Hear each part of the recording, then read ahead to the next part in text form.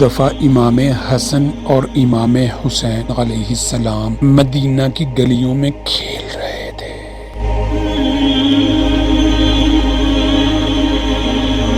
وہاں پہ آپ صلی اللہ علیہ وآلہ وسلم تشریف لائے۔ آپ کو دیکھتے ہی دونوں شہزادے آپ کی طرف دوڑتے ہوئے آئے اور اپنے نانا جان کی خدمت میں چھڑ گئے۔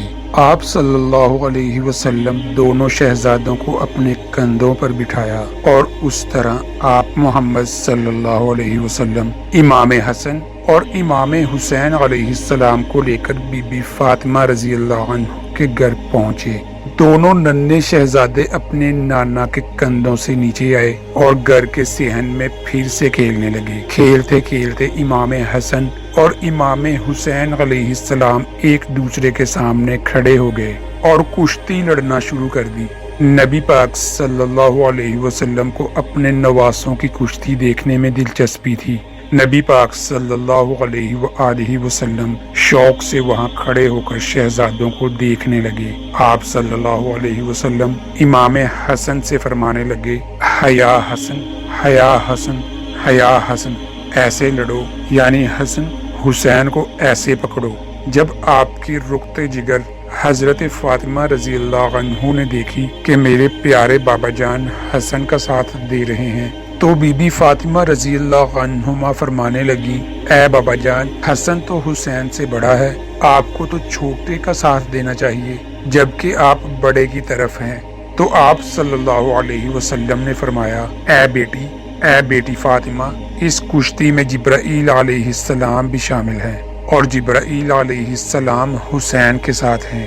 وہ امام حسین سے کہہ رہے ہیں کہ تم حسن کو ایسے پکڑو، ایسے کرو اور اس طرح سے لڑو۔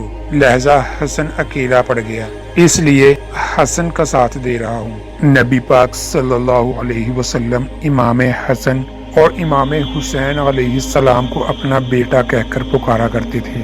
ان دونوں ننھے شہزادوں سے آپ کو بے انتہا محبت تھی۔ اولاد کی نسبت باپ کی طرف کی جاتی ہے، لیکن آپ صلی اللہ علیہ وسلم کی پیاری بیٹی کی پاک اولاد آپ کی طرف منسوب ہیں۔ کبھی آپ صلی اللہ علیہ وسلم حالت سجدے میں ہوتے تو دونوں ننھے شہزادے آ کر بیٹھ جاتے۔ آپ صلی اللہ علیہ وسلم ان دونوں شہزادوں کو اپنے سینے پر بٹھا لیتے۔ یہ وہی بچہ جس نے رسول خدا کے نگہ داشت میں پلنا تھا تاکہ اس کو جنگ کے لیے تربیت دی جائے جو کہ میدان کربلا میں لڑی جانی تھی، اور آپ کا نواسا اپنے خون سے حق و باطل میں فرق کرنے والا تھا۔ حضرت انس رضی اللہ عنہ روایت کرتے ہیں کہ نبی پاک صلی اللہ علیہ وسلم جب سجدے میں ہوتے تو امام حسین رضی اللہ تعالی عنہ آپ کی پوست میں سوار ہو جاتے، لہذا آپ سجدے کو طویل کر دیا کرتے تھے۔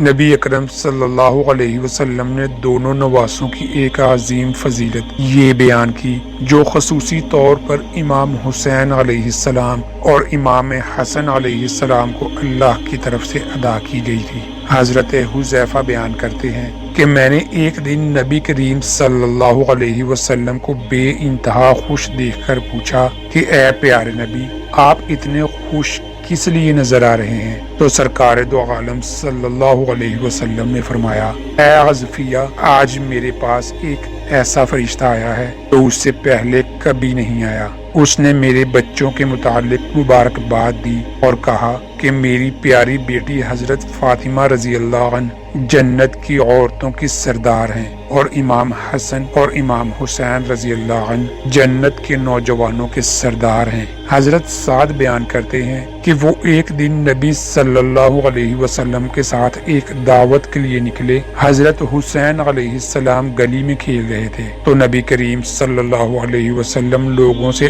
آگے بڑھے اور اپنے ہاتھ پھیلا دیے اور امام حسین علیہ السلام ادھر اندر بھاگنے لگے۔ نبی اسلام ان کو پکڑنے لگے اور آپ صلی اللہ علیہ وسلم نے اپنا ایک ہاتھ امام حسین علیہ السلام کے سر کے اوپر رکھا اور دوسرا ہاتھ حسین کی تھوڑی مبارک پر رکھا تھا اور فرمایا، حسین مجھ سے ہے اور میں حسین سے ہوں، اللہ اس سے محبت رکھے۔